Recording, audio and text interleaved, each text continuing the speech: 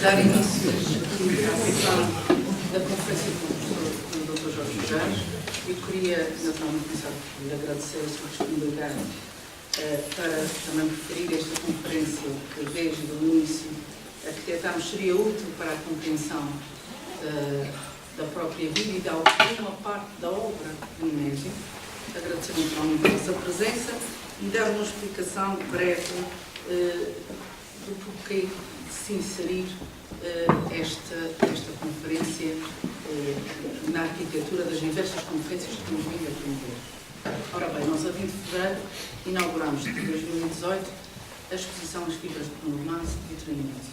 Tivemos a preocupação, sendo o ano em que se celebrava o aniversário de diversas obras, entre elas poesia, crónica, dar-nos, digamos, uma passagem com um dos especialistas por cada uma dessas áreas, nomeadamente a poesia e a crónica. Tivemos, portanto, uma conferência inaugural do professor Dr. Machado Pires, tivemos também a professora Fátima Freitas Morna, Carlos Reis, Luís Fagundes Duarte, e agora encerramos. Esta é a última conferência, portanto, respeitando a exposição do Inésio, embora também estejamos a prever que em fevereiro, porque no mês de fevereiro é exatamente o ano em que se celebra a morte, em que se assinala a morte do Inésio, e é curiosamente em 2019 o ano em que se fazem os 75 anos da primeira edição de Nota no Canal. E portanto prevemos, e já agora deixo aqui também este convite a todos, uma leitura de excertos da obra, que será depois encimada por um serão em que se recria um serão que corresponde ao segundo capítulo de Monte Canal noturno, que se passa na Casa dos Dúlios e que ocorrerá aqui na biblioteca no próximo dia 16 de fevereiro. Queria também ressalvar, portanto, que este é a última conferência. Os outros conferencistas tivemos a oportunidade de os ter cá, com exceção de um que lamentamos e que seria precisamente efetivo, que é o professor Fernando Cristóvão.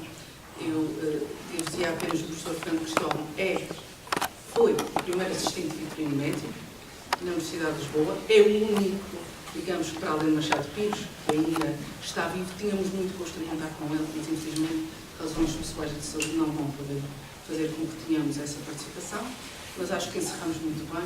Encerramos com o Dr. Jorge Jás, que nos vai dar aqui uma panorâmica da família de Vítor Inésio. Vítor Inésio foi e é uma figura incontestável do século português, não apenas da literatura, como às vezes se pensa, mas também da cultura. As suas ligações familiares, que hoje aqui trataremos, dizem também muito da sua obra, porque ao longo da obra, não raro, ele refere mesmo isso, sobretudo a ligação ao pai, com quem tinha uma ligação afetiva muito próxima, e a quem achava que tinha herdado precisamente a questão da veia poética, e como o Inésio queria, sobretudo, acima de ser um poeta, julgo que será muito interessante que aqui o Dr. Jorge Jás nos traz hoje. Eu costumo, nessas ocasiões, fazer uma breve ressenha da personalidade que aqui está connosco, de conferencista assinalado. O Dr. Jorge Jás naturalmente dispensa perante os presentes todas essas apresentações, farei uma sumária resenha, até porque nestas coisas eu tenho aprendido ao longo da vida, quanto mais sumária é, maior é a grandeza, muitas vezes, do biografado, ao contrário do que devia parecer. Quanto menos dizemos, quando se começa a dizer muito sobre si próprio, é que a coisa continua. Portanto, o Dr. Jorge Jás é um renomado genealogista, é coautor das consagradas genealogias da Ilha Terceira e autor de genealogias das 4 ilhas, famílias macaenses, as famílias de Moçambique, correspondência para o Dr. Eduardo Abreu, o solar de Nossa Senhora dos Remédios, os Monjardinos, os Teixeira de Sampaio da Ilha Terceira, os lusodescendentes da Índia Portuguesa, entre outros. Foi antigo técnico superior desta instituição, foi entre 1977 e 84 diretor regional dos Assuntos Culturais, de 84 a 88 diretor do Museu de Empreendedorismo. Tem colaborado com esta instituição diversas vezes, preferindo conferências de temática diversa, e foi distinguido com o grau de grande oficial da Ordem de Mérito. É, portanto, um prazer e um gosto contar com a presença dele. Em palavras, Sr. Doutor, muito obrigado.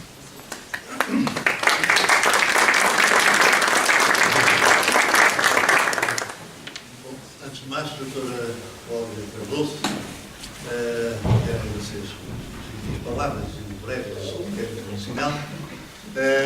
Aliás, estas circunstâncias são engraçadas quando a gente começa a falar na nossa terra, e ainda por cima sendo hoje biologista, normalmente o público que conhece, que estou deste lado, mas eu também conheço o público todo, não só pessoalmente, mas como as genealogias das próprias. Pode-se fazer uma conferência sobre a família de qualquer um deles. Todos nós temos genealogia. Depois deste elenco de autoridades nemesianas que nos referiu, eu sinto-me um pouco confundido para vir aqui falar sobre o Nemésio. Porque eu não sou um homem de letras, sou um homem das letras, mas não destas letras. Sou um homem que andou toda a vida mais ou menos em torno das famílias, embora eu reconheça que é pelas famílias que nós lá chegamos. Ninguém nasceu das tristes ervas e, portanto, temos todos antepassados, como o Nemésio dizia, seu pai, que era o poeta que o tinha inspirado, mas não só eu, muitos outros atrás dele. E é um pouco sobre essa gente que eu vou falar. É muito difícil, num espaço destes, não um espaço físico, um espaço temporal destes, falar sobre a família quem quer que seja, porque eu já tenho repetido esta conversa muitas vezes, mas quando se diz falar da família de quem é a família? Que família é que vamos falar? Quer dizer, porque tem o meu pai, tem a minha mãe, tem os meus 4 avós, são 4 famílias diferentes, os 4 avós, não é? A não ser que sejam eventualmente primos, que até nem era o caso. Mas se vamos aos bisavós, já são 8 famílias diferentes. Qual delas é que vamos falar? Bom, o Nemésio tinha bem a percepção, sabia bem como um homem culto que era, nem sequer é preciso ser culto nesta matéria, basta ter alguma informação para perceber que antepassados todos nós os temos, mesmo os filhos de pai incógnito, eles é que não sabem quem são, mas existem, como é evidente. Antepassados todos nós temos em número verdadeiramente astronómico. Porque, como vamos sempre a demorar de geração em geração, os nossos dois pais, quando chegamos aos 20º avós, estamos a falar de 1 milhão de pessoas. E quando chegamos aos 21º avós, é só mais de uma geração, estamos a falar em 2 milhões de pessoas. Portanto, ou seja, quando começamos nessa fase, já estamos 2 milhões. E quando chegamos ao princípio da nacionalidade, nós temos mais antepassados do que a própria população portuguesa toda. O que significa que nós, mais ou menos, descendemos de toda a gente. Todos nós que estamos aqui nesta Ilha Terceira, a não ser que tenha chegado de fresco e talvez da Ucrânia, bem longe, que é para não ter eventualmente nenhum sangue português, todos nós descendemos praticamente daquela meia dúzia ou 2 dúzias que nunca sobrou bem quando desembarcaram aqui na Terceira. E o Nemésio gostava de ir em busca dessas suas origens. Eu juntei aqui, algumas fotografias para nos ajudar neste trânsito, sobretudo no trânsito paraense do Nemésio, onde nasceu, onde viveu, até uma certa altura da sua vida e onde voltou até os últimos dias da sua vida. Para já meto aqui duas lembranças, uma delas que é do tempo do Nemésio, que é o brasão da praia. Quando o Nemésio nasce, o brasão da praia é o da esquerda. Quando o Nemésio morre, o brasão da praia é o da direita. Coisa que ele nunca perdoou. Porque entendia que o brasão da praia da esquerda, o antigo brasão da praia, foi concedido pela Rainha Dona Maria II, tal como concedeu o brasão à cidade de Angra, tal como concedeu o título do heroísmo a Angra e da vitória à praia, também concedeu um brasão. São os 2 primeiros brasões concedidos por decreto régio em Portugal. A partir daí aconteceram muitos outros, no Porto e outras cidades, enfim, até à atualidade, não é? Estes são os mais antigos de Portugal. Depois, num dia de desvario, a Câmara de Angra e a Câmara da Praia resolveram abandonar estes brasões que eram verdadeiramente falantes. Reparem que o da esquerda, o Nemésio falava sempre disto, a Batalha de 11 de Agosto, na praia. Lá está o navio da batalha ali, a singrar no ar. Depois tem a Fortaleza, que é o forte onde eles tentaram desembarcar e que as forças liberais em terra resistiram. Bom, e depois temos em cima mais uma torre com a bandeira hasteada, a bandeira azul e branca, que era a bandeira do regime liberal. Nemésio não perdoava que tivessem mudado estas armas tão falantes para umas outras armas que ninguém consegue compreender o que é que significam. São 2 palmas, não sei se são do martírio, e é um leão vermelho, coisa que me consta que em Portugal só existem leões verdes. O vermelho é o Benfica.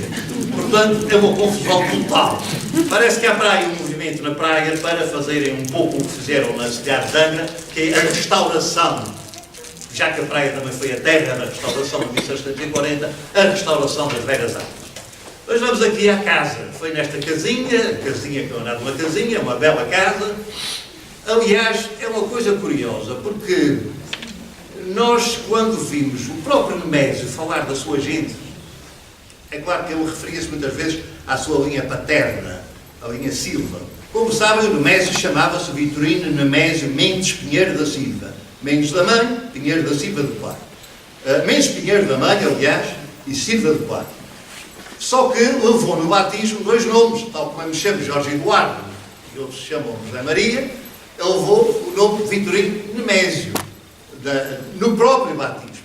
Quando se tem um nome assim, é como o Alexandre Herculano, quando se tem 2 nomes próprios, exóticos, que valem por si, não é preciso dizer o resto do nome, basta dizer o Vitorino. Então, se eu o Vitorino Nemésio, a mim, se alguém falar no Jorge Eduardo ou no Jorge, ninguém sabe quem é. Mas o Alexandre Herculano e outros cá por aí, e o Nemésio, bastava dizer Vitorino Nemésio, toda a gente já sabe. Não havia mais nenhum Vitorino Nemésio. É um pouco o que acontece nas famílias da Graciosa, mesmo atualmente. Toda a gente sabe mais ou menos na Graciosa há nomes muito exóticos, nomes próprios. Quase toda a gente da Graciosa é conhecida só por nome próprio, não é preciso dizer o nome da família. Só há aquela pessoa com aquele nome tão singular que foi construído. Aqui também foi, não conheço mais ninguém nas genealogias da terceira todas, que uma vez fiz essa pesquisa, são 10 volumes de genealogias, fiz uma pesquisa, esse privilégio da hora dos computadores, a ver se havia mais alguém que se chamasse Vitorino Nemésio. Mais ninguém, só eu. Até nisso o destino marcou para ter aquele nome. E ele fez aquilo que diziam algumas pessoas de origens humildes e que depois se erguiam a níveis da sociedade importantíssimos, etc. Diziam assim, vocês têm antepassados e tal. Eu sou o antepassado. É talvez muito melhor ser o antepassado do que ter antepassados dos quais nos orgulhemos, que é a própria pessoa dar a origem a que daí para a frente se fala, eu sou o antepassado. O Nemésio é não só aquilo tudo que foi bem conhecido, é também o fundador de uma família, que é a família Nemésio. Mendes Pinheiro da Silva, com todo o respeito que eu tinha para os seus antepassados, digamos assim, ficou guardado nas arcas da memória, está nos livros, está nos registros, mas desapareceu, digamos assim, da toponímia portuguesa, no caso da família dele. Portanto, nasce a família Nemésio. E esta família, ele nasce nesta casa aqui, que é uma casa na rua, que eu não sei agora dizer bem como é que se chama esta rua, haverá aqui alguém que sabe, é um centro nemesiano, como é? São Paulo. A Rua de São Paulo. É uma rua que, subindo por este lado direito da rua, o lado esquerdo aqui da fotografia, vai ter a parte alta da matriz. E do lado da direita, e a seguir, temos aqui uma outra casa que está muito ligada às memórias nemesianas e que todos nós, a casa anterior onde ela nasceu é pouco falada. Talvez se não houvesse esta segunda casa, chamada Casa das Tias, e que ficou com este nome para a posteridade, porque ele próprio falava da casa como a Casa das Tias, eram umas tias que moravam ali, a quem ele visitava, e portanto, na realidade, esta casa está muito mais ligada, em certa medida, à memória literária do Nemésio que a casa mesmo onde ele nasceu. Aliás, esta é uma casa lindíssima e talvez das mais bonitas casas da praia. Aliás, comparem agora, é uma coisa curiosa comparar isto com a fotografia, como é que ela era no tempo do Nemésio. Reparem que o resto do chão tem portas alternadas com janelas, que eram as janelas das lojas, que eu falo muito, das lojas onde se teria guardado o trigo, o milho, etc, etc, e onde as velhas tias também guardariam, com certeza, os trastes que já não serviam para nada e que nunca se deitavam fora. Agora só restam ali 2 pequenas janelas, das antigas, e o resto teve que se abrir em portas e janelas, mas respeitando a traça do edifício, porque, como sabem, em baixo é a sala de leitura, é a biblioteca pública da praia, a biblioteca José Silvestre Ribeiro, e uma biblioteca muito frequentada e que não poderia ter ficado mais bem instalada numa casa onde paira o espírito de Nemésio. Esta outra fotografia que eu mostrei é a fotografia que ele tirou com a mulher. Se a gente vê bem isto bem aumentado, ele reconhece-se ali na varanda, com a mulher, com as tias, com a família, enfim, que ele veio apresentar a mulher aqui às tias. Mulher essa, que era Monjardim Azevedo Gomes, pelo lado de Azevedo Gomes, de uma família muito conhecida das Lajes do Pico, pelo lado de Monjardim, de uma família aqui da Terceira, como é bem conhecida. Mas ela nasceu em Lisboa, o pai dela também já tinha feito a sua vida em Lisboa e a mãe dela também. Portanto, ela vinha aqui como se fosse quase, em certa medida, uma estrangeira que ele veio apresentar à família e, tanto quanto sabemos, foi por todas as razões muito bem recebida. Era uma senhora admirável que eu conheci muito bem quando frequentava a casa dele em Lisboa. Bom, e então as coisas começam com o menino Nemésio, o menino Vitorino.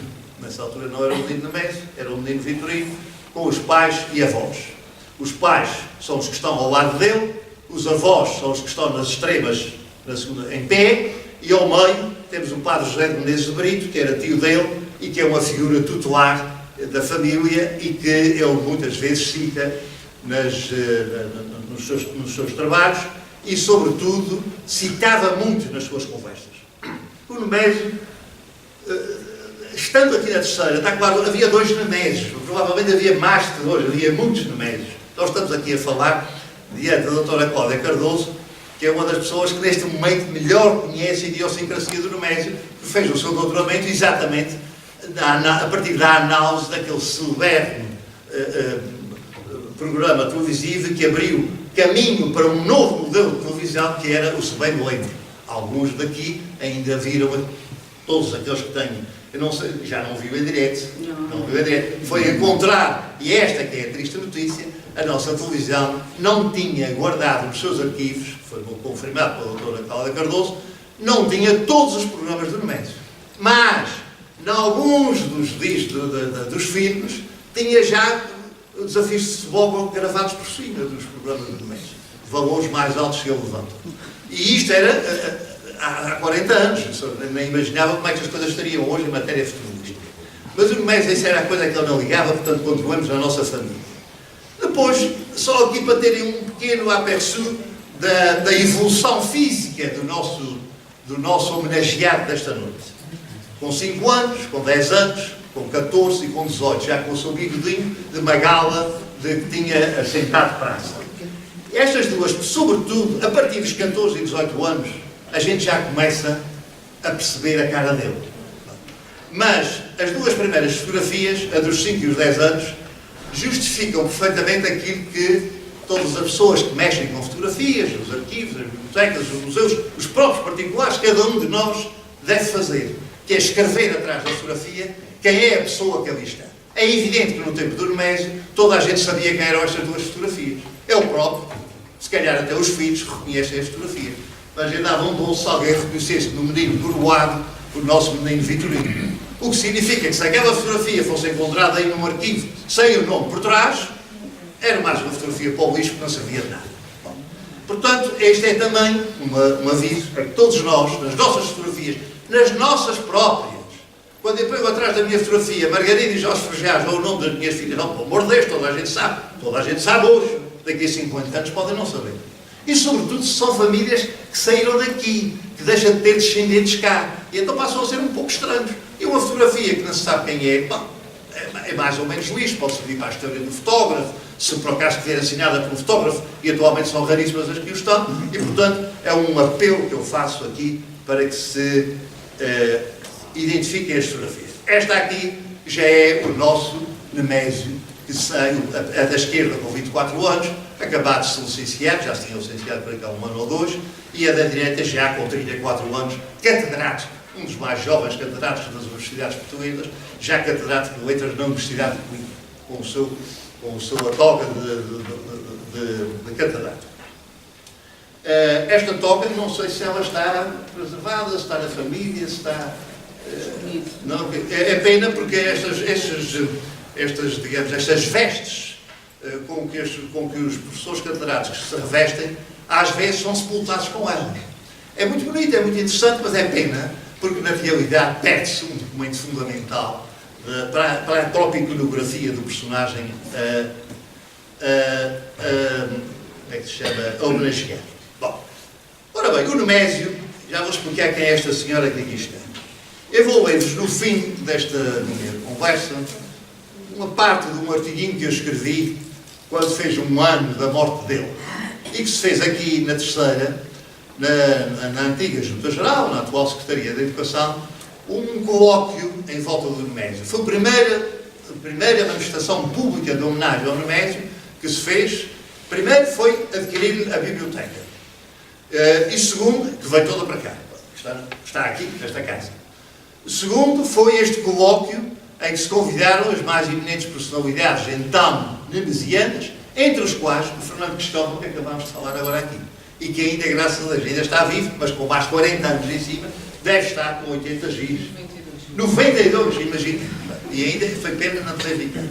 Franco Estola fez uma oração notável. Era o Luís Frejás Trigueiros, também que fazia uma oração muito interessante, e por coincidência o Luís Frejás Trigueiros adoeceu, mandou para o Fernando Cristóvão o seu texto e pediu que fosse eu a ler, e tive esse prazer de ler um texto, um belíssimo texto, o melhor texto que eu li na minha vida, assim, numa palestra, só que não era infelizmente meu, mas também era assinado pelo Frejás. Ele talvez me tenha encarregado a mim para haver assim um pouco o espírito da família por trás disso. Bom, o Nemésio, como eu dizia, vou-vos ler neste artiguinho final, que vou ler no fim, escreve-me uma carta para o Porto Martins.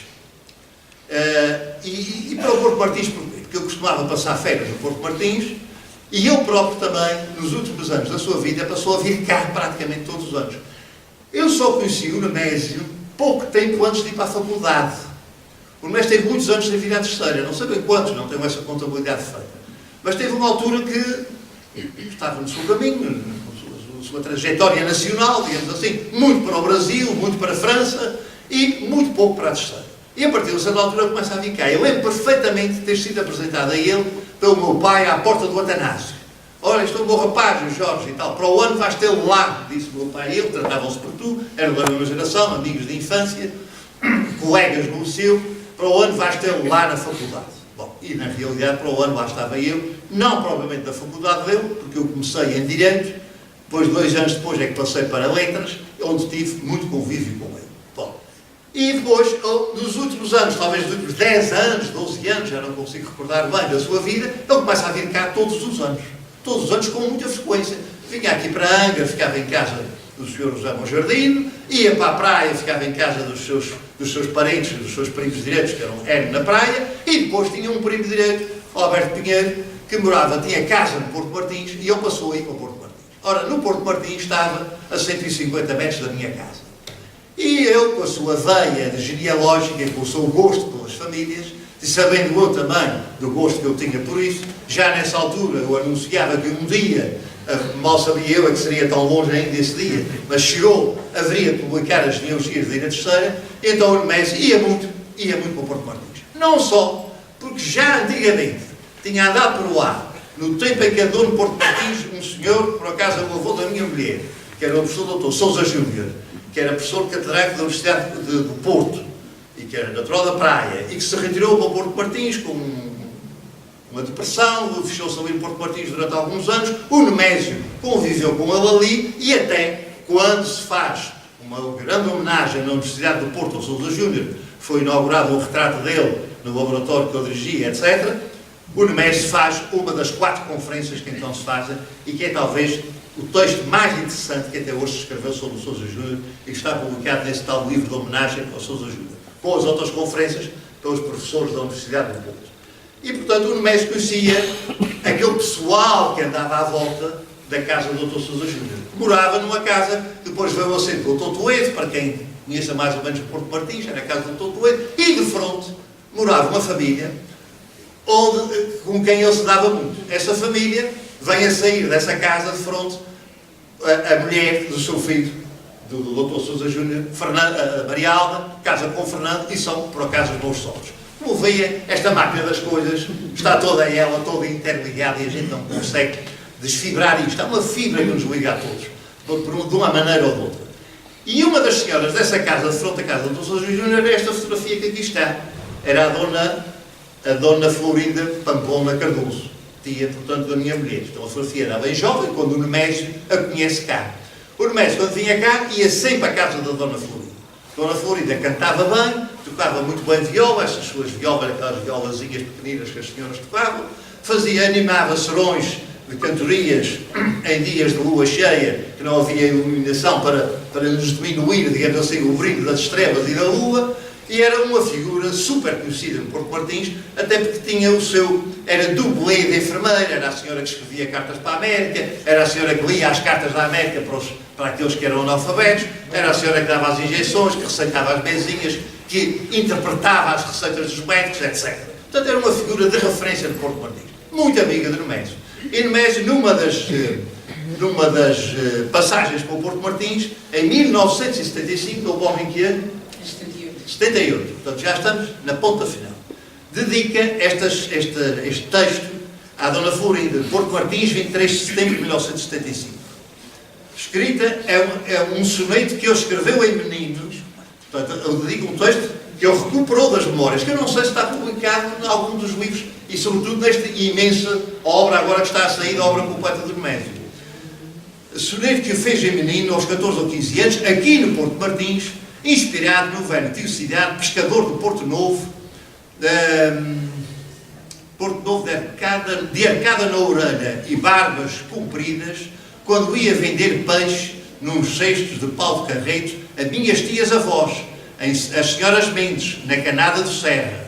Imprimiu aqui em Angra, em 1966, num folheto Vésperas, então está dentro das Vésperas, copiado por minha mão para a minha velha e querida amiga Florinda Cardoso. O poema está aqui, isto é só para dizer das suas ligações ao Porto Martins, que tem muito a ver com a minha ligação a ele e com as próprias genealogias. E é uma homenagem também a uma senhora muito querida de Porto Martins, e isto é o princípio da minha relação mais íntima com ele, que é ele com a minha filha ao colo. Eu nesta altura, estava na Guiné a fazer o meu serviço militar. E o Nemésio já ia lá à casa. Eu quase todos os dias, depois do almoço, saía de casa. Eu gostava muito de dar bengala, mesmo quando não precisava de bengala. A bengala dava estilo, dava um ar venerável e tal, etc. Eu chegava lá à casa com a bengala, batia à porta, a gente sabia, 3 toques, era o Nemésio, está a entrar. Ele já ia lá à casa, sempre foi lá de casa, mas ia lá à casa visitar-nos. Quando a gente passava lá o verão, ele estava, como disse, aos tais 150 metros, e apanhou aqui a minha filha, que estava ali sentada, ao colo, e dizia, olha para a máquina. Então, e vou só tirou a fotografia. Uma fotografia preciosa, e que eu só conheci mais tarde, quando voltei da Guiné, e era o prenúncio, neste mesmo sofá, com esta mesma almofada que aqui está, passámos depois nós, os dois, muitas tardes, a partir de 71, entre 71 e 77, talvez, já não lembro de 78, se eu estive lá, aqui a falar de genealogias. Ora bem, o Nemésio, ele próprio também tinha o seu contexto de genealogista. Isto que eu trago aqui é um trabalho publicado pelo neto dele, pelo Gonçalo Nemésio, que é médico em Lisboa, e que encontrou entre os papéis do pai um caderno, aí com 30 ou 40 páginas, com as genealogias da família dele. E o Gonçalo Nemésio resolveu publicar as genealogias que o avô tinha engendrado. Ele até transcreve aqui, em facsímile, transcreve aqui o livro com as notas completas. Só que as notas já estão tão cheias de rabiscos, estão não sei o quê, estão com tantos acrescentos, que o Gonçalo Nemésio achou que era interessante, talvez até desenvolver mais a genealogia. Bom, ele desenvolveu tanto que acabou por fazer este livro desta grossura, com todas as linhas da família, e até parentes, etc, etc. Digamos, foi um primeiro trabalho que se publicou aqui sobre famílias da zona do Ramo Grande. Porque o Nemésio, a família do Nemésio, tinha 2 áreas essenciais nos seus antepassados. A praia, propriamente dita, que era a família paterna, os Silvas, e o lado da mãe era tudo mais ou menos ligado ao Ramo Grande. Portanto, fontinhas, lajes, essencialmente fontinhas e lajes. Alguma coisa do cabo da praia, mas o grosso era das fontinhas e das lajes. E era a gente mais abastada do lado da família dele. Ligados àquelas velhas casas semelhantes que há muito ainda nas lajes, muitas delas foram demolidas por causa da construção, como se sabe, do aeroporto das Lajes, mas muitas ainda lá estão, sobretudo no interior das Fontinhas, junto à Igreja das Fontinhas, há ali magníficas casas, e a família do Nemésio era de alguma dessas casas daí. Os Maldonados, os Britos, os Menezes, os Reinos, etc. Bom, e o Nemésio tinha muito boa informação sobre essa família do lado da mãe. Do lado do pai, pinteiro, o homem ali de origens sociais mais modestas, ali do Porto da Praia da Vitória, embora muito ligado àquilo que se chamava antigamente, esta expressão, que era agente da governança. Agente da governança era a gente que na terra governava qualquer coisa, o que quer que fosse. A Santa Casa da Misericórdia, a Câmara, a Junta da Paróquia, a Administração do Conselho, coisas que hoje já desapareceram. No caso da Junta da Paróquia e da Administração do Conselho.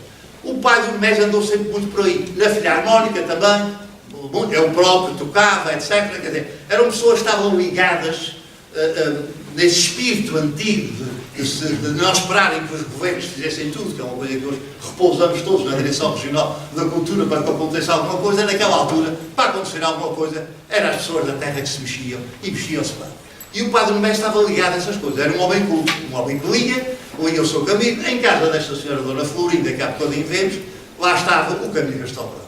Fazia parte das casas onde se lia. Havia as casas onde... Quem soubesse ler, antigamente, lia.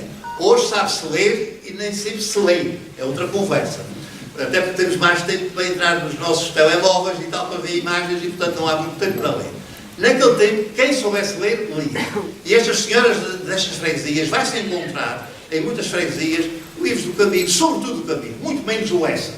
As obras completas do Caminho, naquela edição de capa vermelha da parceria António Maria Pereira, vai-se encontrar 5, 10, 20, 30 volumes destas obras completas nessas casas todas. E o Nemésio, nesta própria casa, que ele frequentava ali, quando ia ao Porto Martins, no tempo do São Sousa Júnior, há de ter encontrado esses livros. Portanto, o pai dele era um homem, era um bom leitor, um homem que lia bem, um homem que escrevia bem, e, portanto, o Nemésio nasce, digamos assim, num caldo de culturas, meio urbano pela parte do pai, meio literário pela parte do pai, meio da nobreza rural, mais ligada à terra, mais ligada à produção do trigo, etc., e às bonitas casas, pela parte da mãe. Isto é quase como um resumo em 5 palavras, se fosse preciso resumir o que são os antepassados do Nemésio. É claro que, genealogicamente, ele interessou-se sempre mais pelo lado da mãe, pela simples razão de que era gente sobre os quais havia mais informação.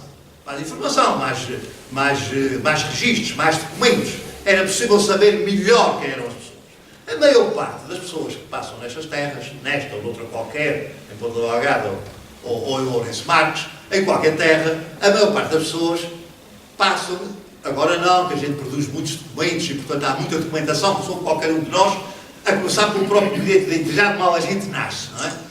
Antigamente não havia bilhete de identidade. Não sei se as pessoas têm bem a noção disso. Anterior a 1910, quando o Nemésio nasce, como é que o Nemésio se chamava? Vitorino Nemésio, é o nome do batismo. É a única coisa que diz que dá o nome a uma pessoa era o batismo. Não havia registro civil. Portanto, a pessoa chamava-se Jorge, era Jorge. Se morresse com 3 dias, o registro de óbito diria só, morreu Jorge, ou morreu Vitorino Nemésio, ou morreu António, porque era o nome que ele tinha. A pessoa só adquiria o nome completo quando exprimia a vontade de ter um determinado nome. Por exemplo, ia para a escola, o menino como é que se chama? Vitorino Nemésio Mendes Pinheiro da Silva. Pronto, então passa a ser Vitorino Nemésio Mendes Pinheiro da Silva. O que não impedia que numa próxima ocasião, por exemplo, quando entrasse para a tropa e perguntasse o nome, ele podia dizer Vitorino Nemésio da Silva Pinheiro Mendes. Porque não havia um documento como o bilhete de identidade que fixa o nome desde o nascimento até à morte, a pessoa ao longo da vida podia mudar de apelidos às vezes que quisesse. Isto até 1910. Em 1910, com a Revolução Republicana, cria-se o chamado Registro Civil, passa a haver o Registro Civil, as pessoas passam a receber um nome na nascença e é com esse nome que vivem até morrer. E por isso mesmo, aqui na Terceira, acontece, e vamos ver isso em algumas das quadras da Festa Redonda, acontece haver gente antiga que tinha nomes, alcunhas, por exemplo, na Terceira e um pouco do país inteiro, mas muito na Terceira, nas zonas piscatórias e até em alguns parentes do Nemésio, que ele fala aqui nas suas quadras. As pessoas tinham as alcunhas, que eram conhecidas pelas alcunhas, e às vezes as alcunhas entravam no nome de vez. Bom, depois do bilhete de identidade, a pessoa pode ser conhecida pelas alcunhas que quiser, o nome que tem é sempre aquele, às vezes a gente até nem sabe qual é. Ora bem, mas voltando, dando um saltinho em frente, para não avançar noutras direções, a Festa Redonda, toda a gente mais ou menos conhece, já viu e já leu, é talvez o livro mais popular do Nemésio, porque é o livro que, no fundo, fala a toda a gente. Porque fala das nossas festas, das nossas tradições, das nossas gentes e fala muito da família dele. Eu aqui mais adiante vou-vos ler algumas quadras. Esta Festa Redonda tem N edições e eu agora vou-vos falar aqui da linha do pai do Nemésio, que era uma linha que eu não conhecia, eu conhecia pouco, porque das outras, do lado da mãe, já havia estudos antigos, inclusivamente num trabalho que se tinha publicado aqui na Terceira, em 1907, chamado O Nobiliário da Ilha Terceira, de um senhor Eduardo Campos de Castro de Azevedo Soares, conhecido por Carcavelos, que era filho do Conde de Carcavelos, e esse senhor veio para aqui como juiz na Terceira, teve aqui 3 ou 4 anos, casou cá, e era um genealogista, já com obras publicadas, etc. E interessou-se muito com as genealogias da Terceira. Não havia nada publicado. Havia manuscritos antigos. As casas aí antigas tinham uns manuscritos, umas genealogias, para uso próprio. O senhor Eduardo Azevedo Soares resolve pegar essa informação toda e publicou uma coisa chamada Nobiliário da Ilha Terceira. Pelo próprio nome se vê que a ideia dele era publicar só as famílias aristocráticas da ilha. Que o grosso estaria mais no lado de Angra. Mas no lado da praia, cá está, na zona, sobretudo de praia e virado para o lado do Ramo Grande, havia também os descendentes, a velha aristocracia terceirense do século XVI, que o Eduardo Azevedo Soares tratou no seu nobiliário. Portanto, por aí o Nemésio conhecia parte dos seus antepassados pelo lado da mãe. O que não conhecia absolutamente nada era pelo lado do pai. E é aí que eu fiz uma genealogia dele. Estudei a genealogia dele. E dei-lhe a genealogia. Bom, e há uma coisa muito curiosa, que eu agora chamo aqui dos Silvas de Nemésio. Esta genealogia começa aqui, num roque da Silva. Estamos a falar de gente de Angra. Não é gente que começa em Angra e depois um dia passa para a praia. Vamos ver quando. O roque da Silva, um homem que nasce. Mas é curioso que isto não é a varonia. A varonia é quando o nome é sempre por linha masculina, de varão para varão, não é verdade? Esta foi a genealogia feita em busca da origem do apelido Silva, que é o apelido que eu recebo à nascença. Vitorino Nemésio Mendes Pinheiro da Silva. Se as coisas têm corrido como corroba qualquer um de nós, Jorge Frejás, Cláudio Cardoso, então seria o Vitorino Silva. Pronto, era um nome de ponto qualquer. A obra é que faz o nome depois, não é verdade? Bom, e eu fui em busca do nome Silva, porque a varonia propriamente dita está no marido desta filha do Roque, que é a Antónia da Trindade. A Antónia da Trindade, uma mulher que nasce na Conceição em 1697, casa ainda na Igreja da Conceição, eles moravam na Rua de Santo Espírito. Portanto, por isso, ligados à Igreja da Conceição. Casa com um Paulo Cardoso Cariano, que é filho de um oficial boleiro e filho de um Francisco Gonçalves Cariano, natural da Ribeirinha. Portanto, este Francisco Gonçalves Cariano é que é, digamos, o antepassado mais remoto que nós conhecemos do Nemésio em linha varonil. Portanto, varonia, não é? Bom, e é isto que foi a grande novidade para ele, que ele vai escrever a carta que eu vou ler no fim, em que ele, em vez de assinar Vitorino Nemésio, assina Vitorino Cariano. É provavelmente a única vez na vida que ele usou o nome Vitorino Cariano numa carta que me dirigiu e que há de ficar para essa no livro. Bom, portanto, a nossa Antónia da Trindade, casada com Paulo Cariano, são pais de um Pedro Cardoso da Silva. Reparem que ele vai buscar o Cardoso ao pai, ao nome do meio, desde que vai buscar o Cariano, e vai buscar o Silva ao avô, Roque da Silva. Como põe a coisa aqui, Cardoso da Silva. Estava destinado a ser Silva, o nosso Vitorino. Este Pedro Cardoso da Silva também é oficial do Oleiro e vai casar para a praia. E é neste momento que eles casam em 1735 e a partir daqui a família fixa-se na praia. E este anterior que nós vimos, este aqui, o Pedro Cardoso da Silva, portanto o número 3, será o número da terceira geração, é pai deste Vitorino José da Silva Júnior, que nasce... Ah não, houve aqui um salto. Há aqui um salto. Não pode ser. O Pedro Cardoso da Silva é um homem que casou em 1735, não pode ser pai do Vitorino José da Silva Júnior, o simples facto de ser Júnior é sinal de que era filho do outro Vitorino José da Silva. Peço desculpa, saltei aqui, para a economia da conversa talvez não tenha muita importância, mas é uma coisa também curiosa. Já agora fica esclarecido aqui, que é interessante notar. É que até ao século XIX, praticamente, os filhos, quando tinham o nome do pai, usavam muito a expressão o moço, ou o novo. E o pai era o velho, ou o ancião, ou o venerado, qualquer outra palavra. Nunca era o júnior e o sénior. Só a partir do século XIX é que praticamente passa a ser júnior e sénior. E é curioso que... E filho também acontecia antes. Até acontecia, por exemplo, o sobrinho. Quando o sobrinho tinha o mesmo nome do tio. No Brasil é curioso que eles raramente usam o júnior e usam sempre é filho. E quando é neto, usam neto. E então é uma coisa curiosa.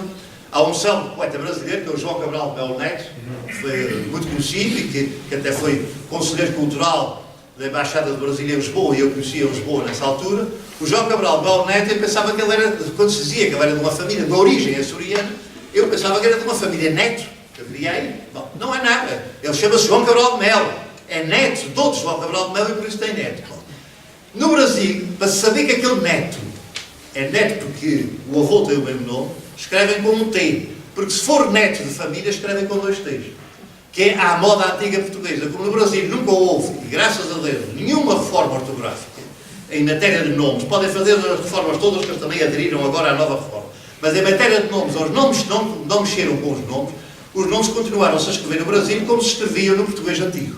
E, portanto, os Vasconcelos são todos com 2 L's, a Sofia com PH, etc, etc, etc. Quer dizer, o Tomás é com TH, e ao reparar isso, alguns futebolistas brasileiros que vêm para Portugal trazem os nomes portugueses e que a gente vê-os escritos com Y, com 2 consoantes, etc. Exatamente porque eles respeitaram isso. Ora, o neto com 2 T's é neto de família. O neto só com T é porque o avô tinha o mesmo nome dele. Bom, Vitorino José da Silva Júnior, oficial de marceneiro. Este é o pai, o avô do nosso Nemésio. Nasce na Praia em 1841, morre em 1928, oficial de marceneiro. Há aqui uma gradação subtil. Os anteriores eram oleiros. O marceneiro, na economia das profissões anteriores, no século XIX e até mesmo ao princípio do século XX, talvez, o marceneiro era talvez das profissões manuais uma considerada das mais nobres. No sentido que produzir. O oleiro também produz obras de arte, mas a obra de arte do oleiro que a gente imagina aqui na Terceira é fazer alguideiros e púcaros e pouco mais. E telha, não é? O marceneiro não, o marceneiro construía, e o carpinteiro ainda mais, construíam inclusive o próprio mobiliário que íamos usar, e portanto havia uma certa nobreza no tratamento deles. Bom, o oficial marceneiro já vai ser vereador da Câmara da Praia, isto já é o avô do Nemésio, vereador da Câmara da Praia e vice-provedor da Santa Casa. Vice-provedor da Santa Casa também era uma maneira de começar a ascensão social. Casa na Praia com a dona Ana Paula de Menezes, e esta dona Ana Paula de Menezes é do Ramo Grande. Aqui é que entra a ligação, portanto, isto é a avó do Nemésio, a ligação com o chamado Ramo Grande e com quase tudo que se encontra aqui neste livro, que é estudado pelo... Ora, é sobre este avô que o Nemésio, nas suas quadras da Festa Redonda, escreve estas quadras. Comparado a meu avô, em romances e cantigas, eu sou um respigador que rebusca umas espigas. Meu avô, mestre Vitorino, Moisés de barba florida, a sua barba branca, como a gente viu naquela fotografia, dava o meu queixo rapado a quem te tornasse à vida. Queixo rapado era a expressão que se usava antigamente às pessoas que não usavam barba. O normal do homem era usar barba. Quem andava de queixo rapado é porque rapava a barba. A gente faz a barba. É a expressão que nós hoje usamos. Raramente se dirá hoje um queixo rapado. O meu avô marceneiro parecia-me um par de França, da história de Carlos Magno, que eu me contava em criança. Estão a ver já as histórias peregrinas do século XII, XIII, de Carlos Magno, aquelas histórias de capa e espada, não sei o quê, que o Nemésio ouvia em casa, no calor da casa do meu avô. Mestre Vitorino da Praia, meu avô, homem discreto, para que levaste o tino que não deixaste ao neto? Isto é uma coisa, estas quadras. Bom, e depois saltamos para o pai de Vitorino Menezes, Vitorino Gomes da Silva. A mãe era Menezes, era um agente Gomes de Menezes, eles optam por ficar com o Gomes, ele fica Gomes da Silva, comerciante, já não é o homem do trabalho da... Isto é uma ascensão social dos tempos antigos, digamos assim. Até o século XIX fazia-se às vezes lentamente, ao longo de gerações. Hoje a ascensão social faz-se com o mérito de uma pessoa que, numa geração, em meia dúzia de anos, atinge tudo. A Presidente da República é o que a gente quiser, não é? Ali vão-se às vezes gerações a subir. Primeiro mestre de oleiro, hoje oficial de marceneiro. Agora já temos comerciante. Mas havia mesmo assim o comerciante de pequeno trato e o comerciante de grosso trato. O comerciante de pequeno trato era o que era o mestre Vitorino. Tinha uma loja onde vendia, como se dizia, chita a metro. Bom, vinha a chita para cima do balcão, com aqueles metros de madeira, que alguns ainda terão conhecido aqui, metros que tinham um metalzinho na ponta, que era para não se cortar o metro para ficar mais curto, depois os metros passavam de 87 centímetros e pagava-se um metro, não é? E isso era a Câmara que controlava esses metros, não é? Bom, o mestre Vitorino vendia a fazenda e vendia tudo um pouco nas suas lojas. Nestas lojas antigas vendia-se tudo. O comerciante de grosso trato não vendia diretamente ao cliente, era aquilo que nós chamaríamos o armazenista. Tinha o grande armazém, era o importador, fazia viagens ao continente, ou à Inglaterra, ou à Espanha, ou até mesmo à América, ia buscar as coisas que depois vendia aqui, distribuía para os pequenos comerciantes de pequeno trato ao longo da ilha. E o nosso Vitorino Gomes da Silva já era esse género de mestre. Já é mordomo do Hospital do Isolamento. É outra maneira de se afirmar na sociedade local. Vice-presidente da Câmara da Praia, já não é vice-presidente da Santa Casa, já deu o salto para a Câmara. Não chega a presidente da Câmara. Mas foi administrador do Conselho, que era um lugar, no fundo, quase tão importante como o presidente da Câmara. Eu não sei, verdadeiramente, quais eram as funções do presidente do Conselho, mas penso que tinha muito a ver com a própria segurança e com a polícia. O administrador do Conselho termina com a entrada do Estado Novo, o fim da Primeira República, praticamente terminam com essa figura. Era uma figura muito ligada ao jogo político. Nas eleições, o administrador do Conselho é que puxava os votos para a sua gente, para o seu candidato, etc. Portanto, foi uma figura que depois foi eliminada. E depois, presidente da Comissão, isto é o homem de letras, o padre Nemésio, presidente da Comissão do primeiro centenário do nascimento do conselheiro José Silvestre Ribeiro. O conselheiro José Silvestre Ribeiro, uma figura notável, foi governador civil de Angra, e é o homem que reconstrói a praia, que dá o grande impulso para a reconstrução da praia, depois do terremoto de 1842, parece, que destruiu, 41.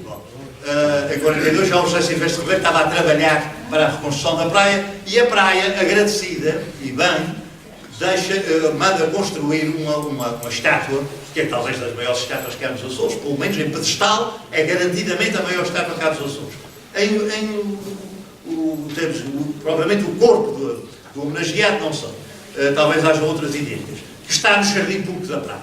Bom, e o conselheiro José Silvestre Ribeiro também deixou depois ao Funchal e à Angra e à Praia, em testamento, algumas lembranças, e lembranças muito importantes. A Angra deixou um candelabro de prata deste tamanho, que existe ao cimo das escadas, quando se entra no Salão Nobre, ou numa mesa que é ao cimo das escadas da Câmara de Angra, tem esse grande cheiro de prata, foi oferecido pelo conselheiro José Silvestre Ribeiro, no seu testamento. Bom, o nosso Vitorino Gomes da Silva é presidente da Comissão do Centenário. E casa com esta senhora Maria da Glória Mendes Pinheiro, esta senhora tem algumas ligaçõezinhas a Angra, pelo lado Pinheiro. Os lados dela Pinheiro me ligam aqui um bocadinho a Angra. Pelo lado Mendes de Borba, é tudo do Conselho da Praia. E pelo lado de Borba, vai ter a Fonte Bastardo, e é uma coisa curiosa, eu publiquei, não sei se ainda é em vida do Nemésio, acho que já foi depois da morte dele, um livrinho, um artigo chamado Do Tronco Comum às Letras, à Ciência e à Música. Juntei Sousa Júnior, cientista, médico, Padre Tomás de Borba, músico, e Nemésio, da literatura. Juntei os três, todos descendentes de um tipo chamado Vasco Mendes de Borba, que vivia na Fonte Bastardo. E por isso é que eu lhe chamei aqui, e a mãe dele ainda se chamava Borba, a avó, Rita Augusta Mendes de Borba. Essas três figuras eminentes, duas delas do Conselho da Praia e uma delas do Conselho de Angra, são todas descendentes desse Vasco Gil de Borba, que na realidade se chamava Vasco Gil Anes. Anes quer dizer filho de João, e é Anes, Joanas, não é? É o patroninho de João, Vasco Gil Anes, mas como era natural de Borba, e era um fenómeno muito antigo, que era a pessoa quando mudava de terra, transportava consigo o nome da sua própria terra, ele chega aqui, passa a ser conhecido como Vasco Gil de Borba. Todos os Borbas, que há aqui na Terceira, Tomás de Borba, a firma de Tomás de Borba, onde a gente vai comprar uns preguinhos e mais não sei o quê, tudo isso descende do Vasco Gil de Borba da Fonte Bastardo. Bom, e então meu pai, minha luz, meu gênio, Anja Ruim, meu sangue alvoroçado dos espantos de onde vim. Meu pai, como hei de falar da tua barba de inglês e desses teus olhos claros que se fecharam de vez. Meu pai, lá por ser pobrinho e filho de carpinteiro, tinha umas mãos sossegadas de fidalgo verdadeiro. Porque já, ele era o filho de carpinteiro, mas as mãos já trabalhavam com fazendas. E isso notava-se na pele. Quando meu pai chegava aos bancos dos pescadores, até o peixe de caldo cheirava, mas era a flores. Só meu pai, no alto do céu, pode, puxando da flauta, ir chamando os que morreram pelas regrinhas da pauta. Porque o pai tocava na filharmónica. E, portanto, lá tinha a sua pautazinha com as regrazinhas da pauta, onde se escreviam as notas. Isto é algumas das lembranças que ele faz ao pai. Mas ao longo da festa redonda, ele dedica uma série de quadras aparentes. Eu fiz aqui esta pequena árvore genealógica para se perceber a ligação. O Félix da Silva, que a gente vê aqui na segunda linha à esquerda, é tio dele, é irmão do mestre Vitorino, casado com a Rosa Augusta de Menezes. Isto é assim, temos dois irmãos lá em cima, a Rosa Augusta de Menezes a primeira, em cima à esquerda, casada com o Luís de Aguiar. É a irmã do José de Menezes de Brito, casado com a Maria Carolina do Canto. Portanto, os que estão na mesma geração são irmãos. Este José de Menezes de Brito, casado com a Maria Carolina, tem 3 filhos, ou 3 filhas, que é a Maria Ana Alexandrina, a Maria Teutónia e a Rosa Augusta de Menezes. Estas são as tias, as famosas tias da Casa das Tias. Também há a Tasca das Tias, mas essas são outras. Onde se come muito bem, não é? Ora bem, estas tias da casa, uma delas morre solteira, a Maria Teutónia, as outras 2 casam, uma com o mestre Félix também, a outra com o Joaquim Guardornelas. Do Joaquim Guardornelas, ele tem estes filhos, o Alfredo, a Maria Leonor e a Adelaide, que são primos do Nemésio. E a Maria Leonor ainda vai ter 2 filhas. Isto, eu só escrevi aqui aqueles a quem ela dedicou. Isto é uma genealogia reduzida só àquelas pessoas a quem ele dedicou quadras. Agora vamos ver as quadras. A Rosinha do mestre Félix. A Rosinha do mestre Félix. Não, aqui. Maria Teutónia de Menezes, que é que está aqui no meio. Minha tia Mariquinhas era viúva do Zé Bento. Por acaso eu tinha aqui como sendo solteira, mas ela, afinal, era casada com este Zé Bento. Era viúva do Zé Bento, que ele tratava de Zé Bento. Tinha tanto manjerico como folhas que levam o vento. Mariquinhas do Porém, bisneta do Alferes da Quinta, foste casar com o Zé Bento, se um refunfa, outro requinta. O Porém era o Alferes Porém, cá está. Era um agente Menezes que havia no Cabo da Praia, no Cabo da Praia não, nas Fontinhas, que tinha a alcunha dos Porães, como há os tenentes nos altares, ou os capitães do Porto Martins, em que a mulher do capitão é Maria Capitoa, que havia esse costume. Aliás, encontra-se muito nos registros antigos os nomes das mulheres nos registros. A pessoa era da família dos coelhos, mas a mulher era a coelha. A coelha era a coelha. Vinha sempre coelha. E às vezes a pessoa diz, minha família não é coelha, é coelha. Não, a família é coelha. Só que a pessoa era conhecida como tal. A coelha, a capitoa, todos os nomes que permitiam o feminino, no passado, vinham quase sempre no feminino. O nome que não permitisse era assim, ficava assim, naturalmente. Ora bem, o Porém era também era o Alferes Porém. Portanto, Mariquinhas do Porém, bisneta do Alferes da Quinta, uma quinta que havia ali como é que se chama? Nas Fontinhas, que era o avô do dito Porém, era o Alferes da Quinta. Esta gente toda eram alferes e capitães, eram as duas graduações que nós encontramos normalmente nestes meios rurais e também em Angra. Porque a chamada defesa civil do território que havia um exército.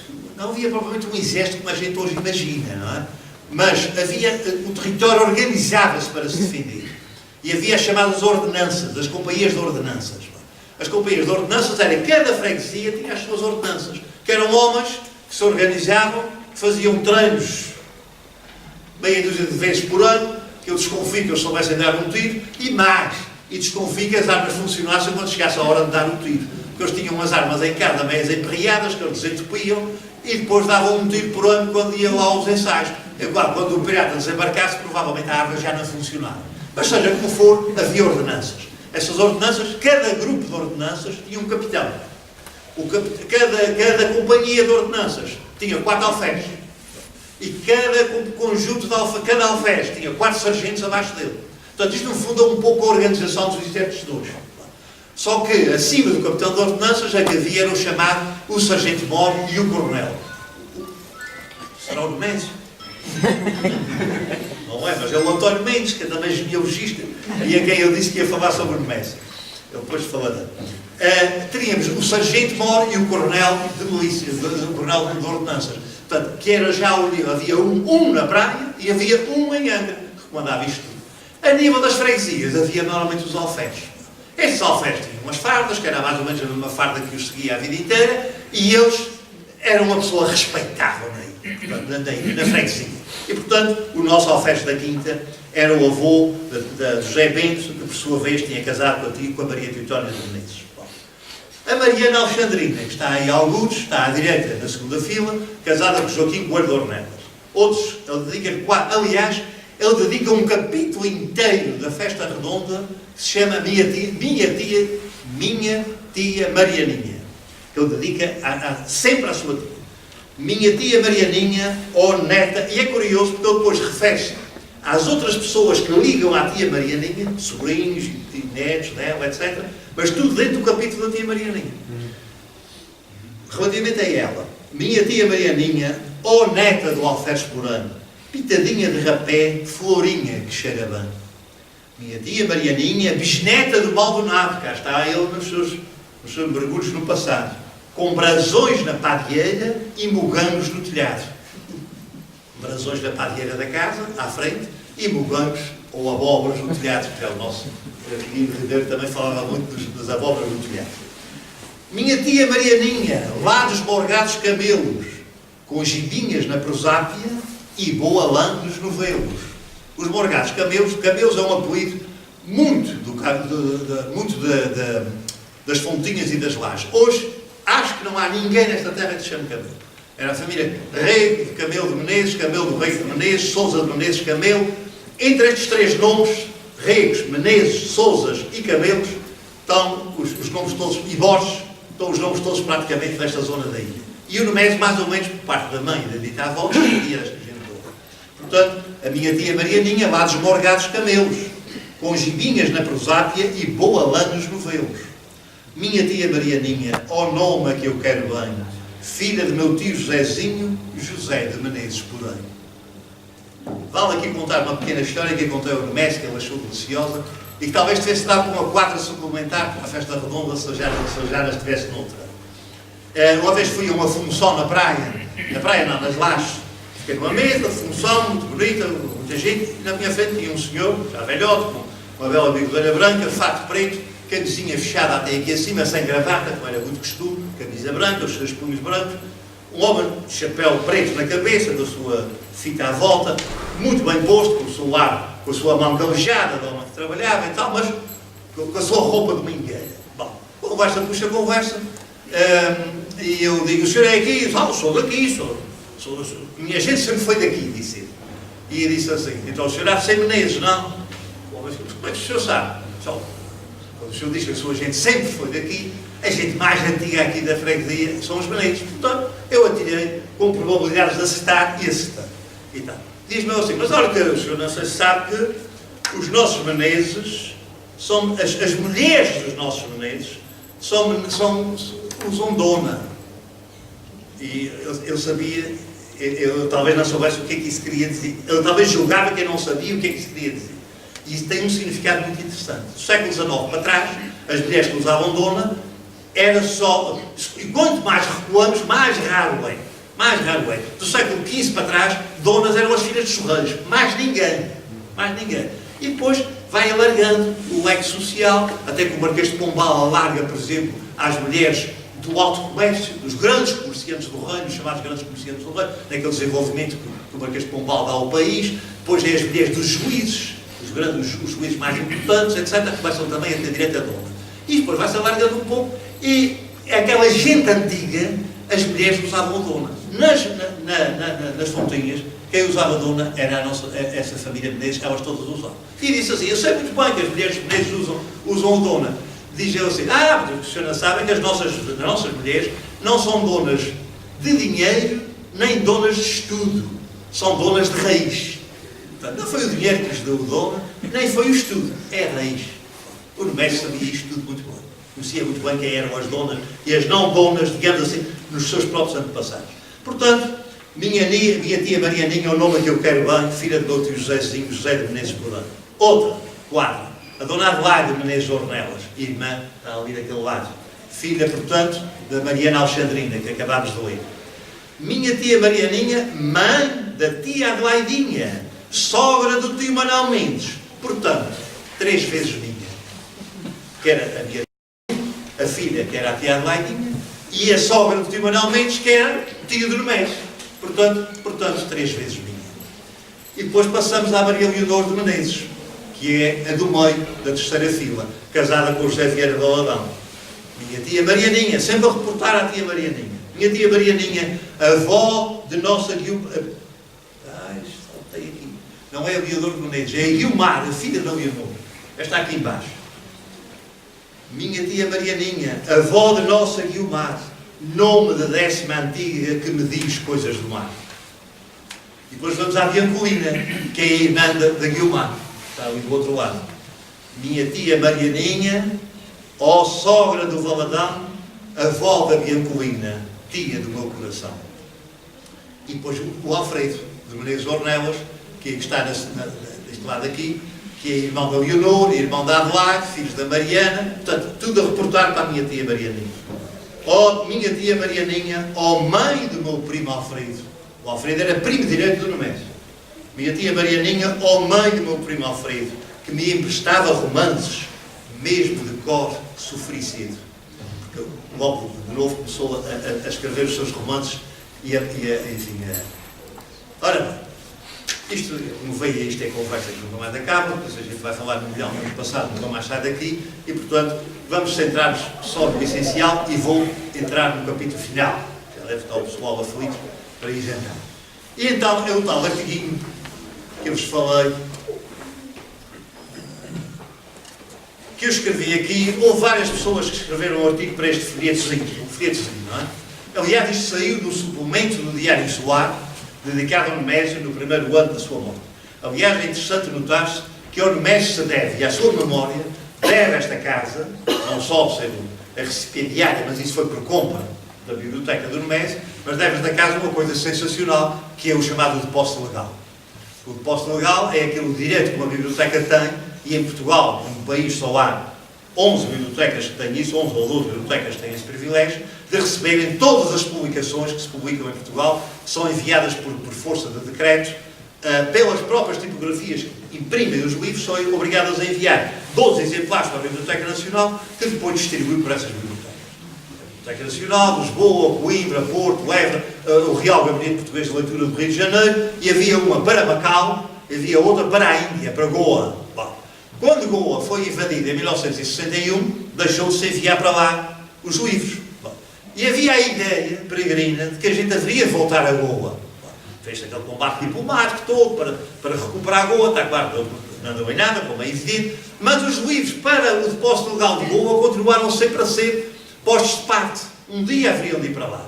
E foram recolhidos no Instituto Superior de Ciências Sociais e Políticas, que era na altura, já foi fundado pelo professor Adriano Moreira, que foi ministro do Ultramar, estava muito ligado a esse mundo, e ele disse, então vem aqui para o Instituto, fica aqui, quando a gente voltar a Goa, os livros vão para lá. Claro que os livros não foram para lá, quando voltámos a Goa, ficaram todos no Instituto. Mas ficaram no Instituto por empréstimo, digamos assim, de Goa.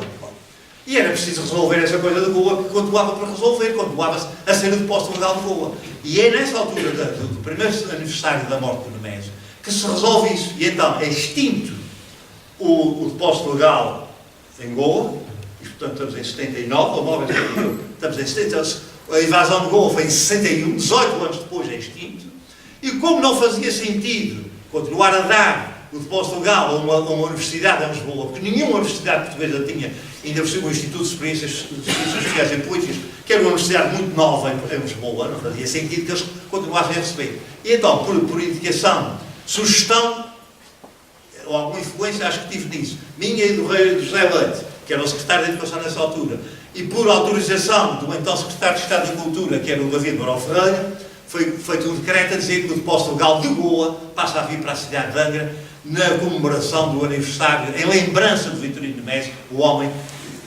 das letras políticas. Nesta altura, o Diário Solar publica um folheto, um número expressamente dedicado ao Nemésio, com 4 ou 5 artigos. Um meu, um do António Mendes, um do José Leite, um do João Afonso, já não lembro mais. Há mais um ou 2 artigos. O meu é este, a Vitorino Nemésio com dolorida saudade. A Vitorino Cariano, o tal Vitorino Cariano que eu falei no princípio. E dolorida saudade porque na realidade eu tive imensas saudades dele. Eu acho que foi das pessoas que não era da minha família, talvez a pessoa de quem eu mais saudades tive alguma vez na vida, quando morre, quando eu percebi o que tinha partido com ele. Porque nesses últimos anos da minha vida não, da vida dele, ele ia todos os dias, quando estava no Porto Martins, ia lá à casa. Ia lá à casa, sentava-se e aquela conversa andava sempre à volta dos Menezes, dos Reis, e depois ele tinha curiosamente um ano passado, que era a Polónia Evangelho. Evangelho é um apelido que ainda hoje há muito na Ribeirinha, mas naquela altura havia muitos ao lado das fronteiras. A Polónia Evangelho é uma antepassada dele lá no século XVI, provavelmente metade das pessoas que estão aqui também são descendentes da Polónia Evangelho, eu sou descendente da Polónia Evangelho, a minha mulher é descendente da Polónia Evangelho, é um dos muitos. Mas ele teve uma crença, aliás é curioso, quando a gente fala dos nossos antepassados, a gente tem umas crenças por uns, e outros coitados são esquecidos, mesmo aqueles mais próximos.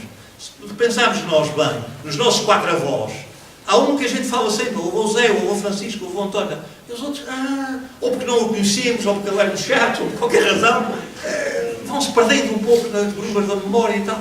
E há outros que ficam, e ficam às vezes ao longo de séculos, continuam sempre a ser chamado o avô. Eu tenho 2 trisavós meus, que a gente lá em casa é sempre o avô tal. E os meus filhos já dizem o avô tal, já é o 4º avô deles. E os meus netos já é 5º avô, continua a ser o avô tal. E os outros todos? Os outros estão esquecidos. Estão nos livros. Também os livros servem para isso, para guardar as memórias. O Nemésio ia lá para casa a falar da Polónia Evangelho, que fazia aquelas caretas e tal. Era uma mulher extraordinária. Como é que eu sabia que era uma mulher extraordinária? Não faço ideia. Uma mulher que viveu no século XVI, que não viu um papel, ela era completamente analfabeta, que era filhamento, não sei como anos. Sabemos do nome, sabemos que existiu, sabemos com quem casou, no dia em que casou, sabemos os filhos. No fundo, até sabemos alguma coisa dela, mas não sabemos exatamente. Estes nossos antepassados, elas são sempre lindas, eles são sempre honestíssimos. Então, quando são pobríssimos, são sempre honestíssimos. Só não são honestos os outros. Bom, de maneira que, ora bem, eu escrevi este textozinho, lembrando, eu não sei se isso pode por aqui ocupar o ecrã todo. Ainda ficou pior. Bom, da mais pura cepa terceirense, sem sangue exterior à ilha que o vi nascer, aproximou-nos a mesma paixão pelo desbravar, eu vou saltar aqui um bocado, pelo desbravar dos antepassados. A seu pedido, e com que entusiasmo o fez, desvendei-lhe as raízes, na sua arte de costados, à medida que a investigação avançava, iam-se alinhando os fidalgos cheios de prosápia dos lados da praia e das lajes, os tais morgados camelos, e que iam desembrocar nesta tal Polónia Evangelho, mulher misteriosa de quem só conhecemos o nome e as datas que balizam o seu trânsito terreno, mas a quem Nemésio estremecia com a bizarria dos poetas que optam por um, sem que este tenha mais ou menos que o diferencie dos outros. Mas enfim, mas se do lado da Santa Apolónia, como lá vez se referia a ela, já ia em Santa, é que o que o encheu de orgulho foi aquela varonia que ele me pede, portanto a tal linha varonil dos Silvas, a varonia que ele me pede, em carta que abaixo transcreve que não estragues a varonia. Nemésio era o seu nome de batismo, a sua ascendência varonil, Silva, ia acabar, recuados uns centos de anos, num cariano ou leiro de profissão que deixou das Fontinhas da Arcelhada e na Rua de Santo Espírito se instalou com a fabriqueta de telhas e almirães. Vivo mentalmente nos meus avós carianos, diz Nemésio na carta que transcreve. O verão de 76 passou no Porto Martins, e todos os dias, arrimado à bengala e com uma dor premonitória do fim que o esperava, batia-me à porta numa inversão de valores que me honrava sobremaneira. Eu é que devia ir bater à porta. De certeza, porque era em minha casa que estavam os cartapacios onde espiolhavam pela tarde fora as vidas dos nossos avós. Era dos que povoaram a sua infância, era legendária a memória que tinha dos que povoaram a sua infância, e às suas informações devo muito do que fica semeado pelas páginas genealógicas da praia e arredores. Lá para as 6 da tarde, no Machine Alvadio. O Machine é o carro. Aqui está a moda americana, o Machine. Alvadio branquinho, não é? No Machine Alvadio, que era um Citroën Diane que tinha branco, que ele dizia, vai dar-me uma boia no teu Machine Alvadio. Lá para as 6 da tarde, no Machine Alvadio, e ele levado ao curral, embaixo ao pé da poça. Isto é, à casa do seu primo Alberto Pinheiro, junto à Poça da Areia. Depois seguiu para Lisboa, via São Miguel. Só voltaria à terceira numa fugaz passagem para evocar Herculano. De Barcelona escreveu esta carta, que, embora muito pessoal, aqui deixo porque nela se respira um permanente hino à sua terra, que num último impulso lírico recordou na sapateia açoriana. Aos bons, dedica ele o seu primeiro volume de versos, o Canto Matinal, editado por esse Benemérito Andrade, impressor angrense que tanto ajudou os que se lançavam na Batalha das Letras. E bom foi Vitorino Nemésio, que povoou a nossa vida de figuras encantadoras através da sua sensibilidade e comunicabilidade humanas tão raras, em espíritos tão superiormente cultos e reverenciados, e que por isso às vezes se esquecem de nós, simples mortais, que a outro nível, e bem outro, tão bem cruzamos a terra no cumprimento da mesma divina missão. Adeus, meu querido Vitorino Cariano. Do outro mundo, como o Brás Cubas, hás de enviar-nos o prefácio que prometeste e que nós não tivemos a coragem de exigir a prazo. Porque eu tinha-lhe pedido para fazer um prefácio para as genealogias da Ilha Terceira, eu e o António Mendes. Eu disse, então vocês completem que eu faça um prefácio. Só que eu, nesta carta, diz assim, vocês não se apressam, eu morro qualquer dia, e só com um prefácio póstumo com o Brás Cubas, que é o romance do Machado de Assis, as Memórias Póstumas do Brás Cubas, que ele então faz referência a isso, e acabou por não escrever, obviamente, nada. A carta de Nemésio, escrita de Barcelona, foi a última das poucas que me escreveu. Meu querido Jorge Forjás, bem-ajas pela tua carta, isto é de maio de 1977. Bem-ajas pela tua carta de há tantas semanas. E eu mudo e tiro. Não calculas o bem que me fez. Estou velho e gasto, mas com uma genica resistente às maleitas de cada vez. Rabo torto. Falei ao David Barão Ferreira no caso da Biblioteca de Ponta Delgada e ele prometeu apoio. Era uma outra coisa qualquer que eu já não me lembro o que é. E nessa altura eu era o diretor regional dos assuntos culturais, por isso é que justifica esta ligação. O difícil será conseguir o quê? Voluntário. Será conseguir volantes? Voluntários. Isto é uma abreviatura. O difícil será conseguir, porque aqui está uma letra muito pequena. Será conseguir voluntários, pois burocratas já os há. Pensando nisso, falei à Teresinha Pinto Mendes, que prometeu ajudar-te e achar interessados. Vou, se tiveres forças, com a Gi era a filha, a Georgina, a Caracas, a convite da comunidade, pregar o São Camões. Isto era, portanto, estamos em maio, foi o dia de Camões a Caracas, 10 de junho. O texto até aqui vinha escrito num postal de Barcelona com a vista da Puerta de La Paz. Depois mudou para papel de carta corrente. No dia seguinte, mesmo dia, 18 de maio. Meu querido Jorge Forjás, desisto de escrever no bilhete postal, pois até às tarjetas negras chegou a poluição sob a forma de couchê, 100 graus ou avergoados que prendam a letra de um velho que de mais a mais escreve deitado na cama, fraco de uma gripe e em má posição. Mas como és paleógrafo, decifrarás as garatujas do macróbio que com tanta caridade amparaste no verão de 76 na Ponta Negra, no Porto Martins. Falávamos da Biblioteca de Ponta Delgada. Agora, as nossas, vossas, tuas e do António Mendes, genealogias. Se vocês não se apressam a exigir-me a prazo o prefácio, só póstumo, isto é, só escrito do outro mundo, como o Brás Cubas do Machado de Assis.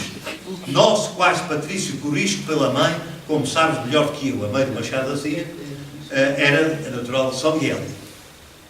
Vive mentalmente nos meus avós carianos, oleiros da Rua de Santo Espírito e das Fontinhas. Não sei se esta te encontra em Angra e, à cautela, mando-te a via Lisboa, pois os Correios de Espanha estão em greve. Dizia eu no estupor do postal Couchê, que talvez vá a Caracas, no dia 8 e... está a terminar...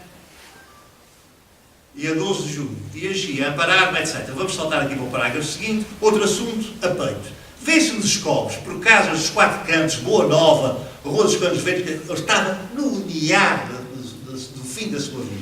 E ainda a pensar nessas coisas dos quatro cantos, da Rua dos Canos Verdes e tal. Vê-se nos escolos, qualquer casa lá nos quatro cantos, na Boa Nova, na Rua dos Canos Verdes, um retrato individual ou em grupo, na tropa, do mestre cornetejo de infantaria do meu tempo, Joaquim da Silva. O Batista de Lima conheceu. O Batista de Lima conhecia tudo o que era militares, das fardas ao conteúdo. E dos seus toques no relevão, no recanto, salvo seja segundo os ensaios do Terno, o selo melódico castrense de Angra. O Terno era um grupo de três trompetes. A Angra de 1918. Não te esqueça, mestre Coranteiros aqui da Silva, que morava na casa, no resto do chão da casa do Militão, na Rua dos Cantos Verdes, esquina com a Rua da Rosa. Portanto, eu sabia isto tudo do tempo em que tinha estado na tropa, daquela fotografiazinha pequenina que eu mostrei no princípio, com o seu bigodinho. Às tantas da manhã, já do dia 19, termina a carta. Você, e começa a dizer que você, eu não tratava você, tratava por tu. E emenda, não risco, emenda. Tu dirás que estou bêbado, mas não. Só se é hipermia, uma neurose fisiológica própria da arteriosclerose. Mas estou gordo, como o Dom Quixote, a pontos de morrer. E agora, uma saudade para a Margarida, tia Florinda, aquela senhora de Porto Martins, e beijos à prole. Um grande abraço para o teu pai, o meu velho Cândido. Gostei de ver a tia Georgina, que era a irmã do meu pai, no meio dos livros de José Bruno, a entrar com a biblioteca. Abraço-te muito e o teu machina alvadio que me levava ao curral, ou seja, à piscina. Teu do coração, Vitorino de Messi. E termina com o posto escrito. Uma lembrança ao João Afonso, mais um abraço e regretes daquela noite em que paraste à porta do Sr. Jeju, que era a minha casa aqui na Rua da Sé, em que paraste à porta do Sr. Jeju antes de me desembarcares. Ver-te dono daquela bela casa, angrense, deu-me novas forças. Da Praça Velha às Covas. Era o nome de um livro do Frederico Lopes, conhecido por João Ilhéu, escreve o livro da Praça Velha às Covas, que era o nome que era conhecido à Rua da Sé. No século XVIII ninguém dizia Rua da Sé, era da Praça Velha às Covas. Até se dizia da Praça à Sé e da Sé às Covas. Da Praça Velha às Covas, onde eu tenho um capítulo dedicado a essa minha casa. Da Praça Velha às Covas, pobre João Ilhéu, que era o Frederico Lopes. Ao mesmo tempo inveja da morte, bem tratado, na terra que a seu modo fixou na água corrente. Teu muito amigo, Vitorino Cariano. Este Vitorino Cariano deve, deixa-me só, ainda falta uma imagem, que esta é só para fechar, que é aquilo que a gente via. Eu arranjei um quadradinho de televisão, dessas televisões pequeninas, não eram LEDs, nem eram essas coisas enormes, era assim que eu falava, apoiado no cotovelo, e devo dizer o seguinte, eu falava, eu punha na frente, sentado na frente dele, um funcionário da RTP, eu estava habituado a falar para as aulas, portanto eu tinha que falar para alguém. Eu fiz muitos programas de televisão, com alguns ainda sobreviveram. Diziam-me para olhar para um ponto vermelho que estava na máquina. Olhando para esse ponto vermelho, estamos a olhar para a pessoa que está em casa a ver. Mas eu dizia, não olho para pontos vermelhos, eu olho para gente. E então sentava um desgraçado na frente dele, eu ia olhar para ele e eu dava-lhe a lição. Por isso eu debruço-se a falar com ele, etc. E eu soube, porque ele próprio me disse isso, que houve programas em que ele entrava lá dentro e ainda sabia bem ainda o que havia de dizer. O que é que eu vou dizer e tal. E depois olhava para uma pessoa, via o quando é isto. E começava a falar daquilo. E pronto, e meia hora vinha. Eu fiz muitos programas de televisão, como alguns são não. E ao fim de um certo tempo achava que tinha muita experiência de televisão. Diziam que eu falava de improviso, ninguém falava. Eu, pelo menos, não falava de improviso. Ele era muito estudadinho e tal, quando a coisa ficava cá mais ou menos, e depois saía que parecia de improviso. E um dia resolvi fazer como o mestre. Eu tinha 35 minutos para falar. Resolvi fazer como o mestre. A pessoa fazia também, eu vou fazer. Eu vou entrar lá dentro sem saber o que é que vou dizer. Eu vou me inspirar, não sei. Bom, inspirando e tal, e começou a sair ao fim de 14 minutos que calando. Foi um desastre. Portanto, é a diferença entre o homem comum e o gênio. Para que nós nos lembremos é que se fazem estas coisas aqui nesta biblioteca. Muito obrigado.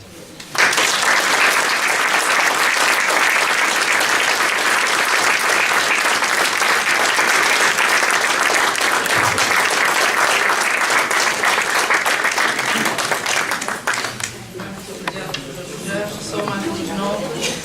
Uma, temos o catálogo desta instituição que temos desse lado para a recordação e também os convidos que estamos a ter à exposição, que embora não seja propriamente sobre a genealogia de Nemésio, mas tem várias obras do Estado que também recordamos.